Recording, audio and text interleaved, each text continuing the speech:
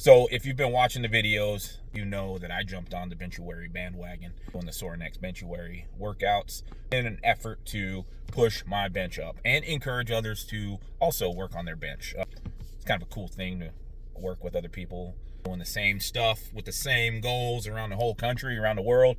So giving it my best shot. So training sessions today that you're going to watch was setting my training max in the way that the writer of the programming for Benchuary has directed, which basically amounts to doing a 3-second pause on the chest or a 3-count pause. I didn't do a full 3 count. I rushed it a little bit.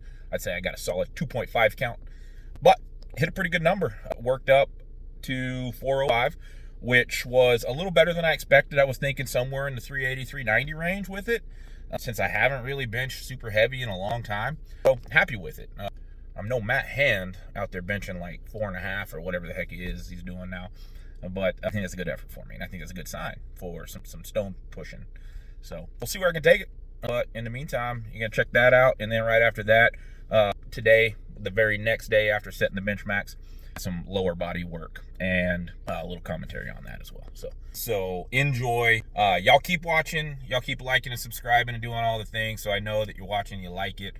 Kind of a lot like Justin, though. This is my training log for me, and hopefully there's some stuff in here that y'all can take with you and answer some questions that you may have about your own training. So definitely welcome to shoot me a message, post some comments, do whatever it is you need to do, and I do appreciate you sharing so we can get this out to a bigger audience. All right, enjoy. Nothing crazy going on with how I work up to a max. It's usually normal prehab stuff, get the shoulder joints ready for the work, get a little activation on all the muscle groups that are involved in a press. That does mean a little bit of what I call knee rehab, but it activates the quad a lot too.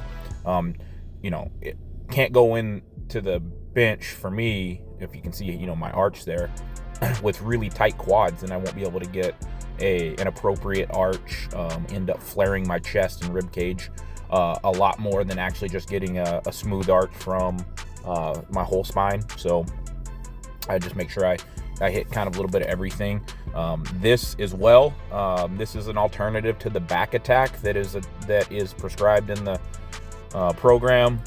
I've never done these before I started this program, but man, for me, a guy who ends up sitting a good portion of a lot of my days, that's been such a good workout, and I'll probably break that down in a separate video specifically, so you can kind of know what it does for me, why I do it.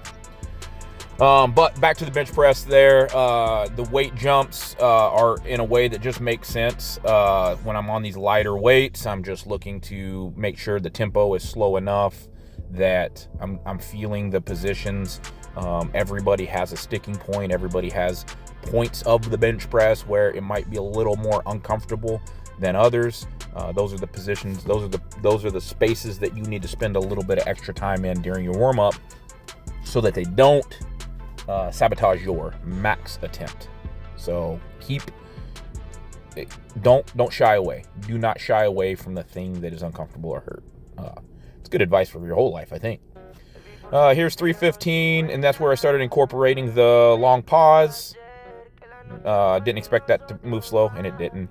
And then I just added a little bit of weight at a time. When I get up to that 85% plus range, it's time to knock the reps down to 1 or maybe 2. I'm not trying to get any sort of exhaustion before I really try to put up what is a true max attempt. And so that just comes with just fewer reps. And during these reps, maximum tightness, approach every weight like it's a maximum attempt, so that I'm fully engaged and I'm firing and getting everything primed up and ready for the work. The nervous system, all the muscles, etc. Pretty good look at 365. Decided to make the jump to 385. This is about where I thought I'd stall. This is about where I thought, what my high end of my pressing was at this point in my off season, or at this point in my training. The way I haven't been being very geared towards bench pressing, but was able to press this very clean lift, and yeah, I was like, well, I could go a 10-pound jump, which would have made a little bit of sense, or I could hit this 20-pound jump. For the purposes of a training max and calculating what my workouts are going to be, there's not a lot of difference, and I can get a lot of good input from this. Now, my spotter was a little bit quick to grab when I slowed down. He did. I'm not gonna lie. He definitely helped a little bit. You'll see it here. It's like kind of stalling a little bit, but it was still moving when he touched it, and he got his hands off it pretty quick. After I did a little correction there, and so I'm gonna call this a 405. Again, training max. This ain't a competition. So after I got the 405. As expected, one of the most difficult parts of benching 405 is having 405 pounds above your dang face, and it's heavy, and it's not good. So I wanted to get a little more volume at that heavy weight, so I threw on the slingshot and broke off a 5-piece with it. And again, that fifth rep was a near max effort. I told him I wanted to do an AMRAP with 405, and so that was definitely as many reps as I was going to get that day. So yeah, that was it. 405. I'll take it. Maybe put some pounds on that and see what a real max, the touch and go max, is for me, or at least a less of a pause, less of a three count pause. I'll just do a real powerlifting style pause. Probably test again. I don't know what the program's got, but I'm assuming we'll test up to 100% again soon. And then so this day that we're watching here now is the very next day. Doing some lower body work, some squat stuff, some leg stuff, whatever you want to call it. Started out with a few things I didn't get on a video, but yeah, got the back attack again. I'm gonna try to get that out every day. If I got time to do it, I'm gonna get that in every day. It just makes me feel good, and sometimes you just want to do things that make you feel good. Hit the safety squat bar. Y'all know I love it. If you've been watching, you know it's the best bar you can have for an athlete, I think. Or transform bar, really. It'll do the same thing. But the safety squat bar setting on the transform bar would be a great setting to have on there. So today's, or the next month, what we're going to see is a lot of me not really going heavy in the load. Try to get the conditioning up and the work capacity up a little bit, if for no other reason, and that's just how I should be. I should have a better work capacity, but I'm not going to try to really tax my nervous system with a lot of intense efforts on the lower body days. I really want to give this benchuary thing a good honest effort and my full intention for the next month, and see what I can really get out of it. So the lower body days, which I'll probably have 2 of those during the week, will be a little bit higher volume. At the very least, it'll just be lower intensity, which means I'm probably not going to even go crazy with the speed work on it even. But what I will be doing, and I know I've said this before and I got to hold myself accountable to this, is more single leg work. That's the ticket. I'm an athlete. I got to be good on one leg. You run, you jump, you throw off of one foot so often. You need to be strong off of one leg, and I need to be stable. My hips need to be stable. So right after I got done with the safety squat bar squats, I think I did 3 working sets of 10, 1 with 245, and then 2 with 335. Maybe it was 3 sets with 335. Doesn't matter. I felt it. It felt good. Legs burned. Core, which the safety squat bar is really good at challenging, is posture, and it really put the work in on the core in the midsection. So awesome. But I went right from this to step ups. I know step ups almost seem like a cardio or an aerobic workout, but they were used pretty extensively in old school strength and conditioning programs for throwers and for football players, and I'm sure for rugby players, etc. So I'm putting them in there. They're a little bit more comfortable for me to do than Bulgarian split squats, because I end up with a lot of weird balance stuff with Bulgarians, and I also have this weird thing that I've talked about before, and like my psoas muscle being really tight and it almost excruciating at times. So I will try to get those in there to kind of pepper them in and see if I'm getting better, because I don't like to shy away from things that make me uncomfortable, but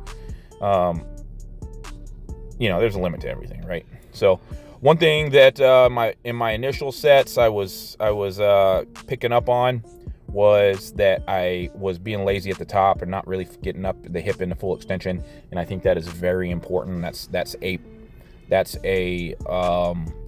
bullet point that I have to hit while I'm doing these. So I corrected it and tried to really, like I said, get up in a full hip extension at the top, and then not any real tempo thing on the bottom. I just go down slow enough that I don't hurt that off leg.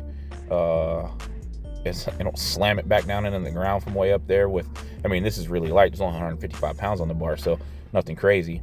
But throwing my body weight plus an additional 155 on the 1 foot recklessly could end up in injury or at least irritation. So I'll try to stay away from that. And then this is my last set, best set. Really was able to get those hips through and finish the lift at the top. So I think that is going to be the key. Also, not cheating at the bottom. My left leg is definitely my stronger leg because of some previous injury in my career on my right leg. So you'll see I have a natural tendency to push a little off that left leg. I'm okay with it. I'm aware of it, and I'm just trying to not to overdo it. I'm trying to get to where I can really just drive up on the right leg instead of pushing off of the left to give myself a little momentum. So that's it. I mean, do step ups. And this is a new movement I came across on Instagram from Joe DeFranco. One of the ways that you should exercise your hamstring is with the hip in full extension. And I don't have any sort of machine to really target that necessarily. I mean, I can kind of get it on my single leg machine, but I end up being bent over sometimes on that, and I don't get it. And obviously I can't do it bilaterally. So I tried this, really trying to focus on keeping my hips up and through. That definitely takes some discipline and some effort. But I felt this really good in the hamstrings, and it isolates the hamstrings altogether. So I really like this motion. I'll keep it in there. Maybe not every session, but I'll keep it in there pretty regularly to continue to hammer these hamstrings independently. So anyway, that's it, guys. I hope you enjoyed. Hope you're doing well out there. Hope your off-season training is going really well at this point. I'm happy with mine, and hopefully you're geared up for your season. All right. Peace.